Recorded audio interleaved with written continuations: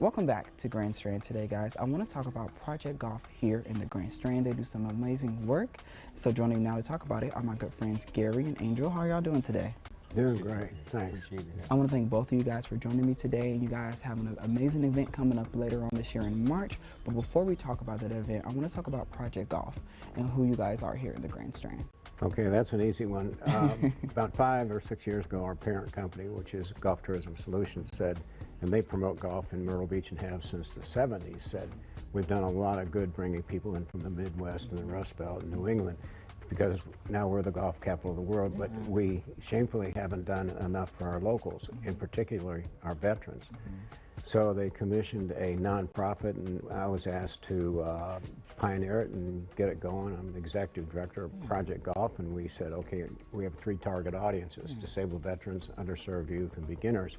So we put most of our focus on the disabled veterans, because that was crying out probably more publicly than any other target.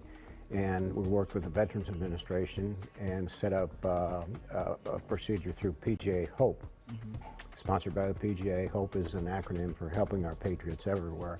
And that dream of helping veterans has become a reality to this day. Our classes are all full. We're partially funded by the VA and the PGA of America, and word of mouth publicity is bringing all the veterans. And then our second surge was with the underserved kids, and we're doing that through 2 mediums. One is the Boys and Girls Clubs locally, and Payne Stewart Youth Foundation organization that feeds kids into golf. And we've realized golf is really a sanctuary where people breathe better, see better, act better, and they become different people. And we were told that with PGA Hope, dealing with our veterans, we would bring hope and purpose in their lives and save lives. And I was suspicious whether we could save lives teaching somebody how to play golf, but that has been verified through the spouses, through the vets themselves. So it's really working. It's good for everybody. Yeah, and what better place to have Project Golf than here, when we have like golf courses everywhere you look, right? So I want to talk about this golf tournament that you guys have coming up in March. Let's talk a little bit about what that's about and what it entails. Yeah, great, TJ. Appreciate you having us again. And, you know, Show Some Love tournament is our 2nd annual tournament that we're having. Last year was the inaugural. We did it at True Blue Golf Course down in Pawleys Island. And this year we're going to go ahead and do it at Caledonia. And what it is we're raising money so that we can run all of our programs. So we can take care of our disabled veterans through PGA Hope, and we can also take care of our underserved youth. And the money that we raise goes to those programs so that we could continue to work on the 6 to 8 week programs that help them get on the golf course. So the event on the 25th of March is a 1:30 shotgun start at Caledonia Golf Club. Food is going to be available after the round, and we're going to have some great prizes. We're going to have some good competition out there, and it's going to be a lot of fun. We do expect it to be sold out, because last year it sold out really fast, and just because of the venue itself and them opening up their doors to us to help this wonderful cause, we just know it's going to be a wonderful event. So that's some great information. So what do people need to know about registering for it?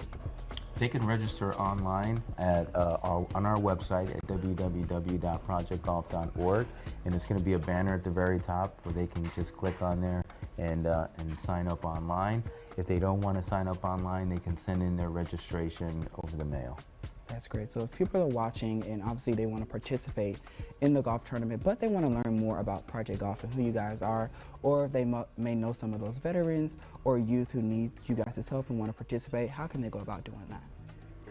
Once again, you start with a website, and interestingly, most of our students are coming from personal referrals. Wow. Where a military veteran will say, gee, I graduated from PGA Hope, but I've got a friend that could really benefit the way I benefited, whether it was PTSD or a visible disability. So the local visibility has been overwhelming, and the media, the TV, the radio, and the magazine people have picked up on Project Golf. And we've got some great momentum, and it took a couple of years to get there, but we're there. The dream's becoming a reality. Well, we would like to also help that dream become reality. So we want to thank you guys for joining us today to get you guys' word out. And you guys are definitely want to learn more about Project Golf here in the Grand Strand and also participate in their tournament. You have time. It's only January, so you want to go ahead and register for that tournament. Like he said, it may sell out, so you definitely want to go ahead and do that ahead of time. And we'll have more information about it on our website, WNBFnews.com, on the Grand Strand Today. But stick around. There's much more Grand Strand Today coming up right after the break.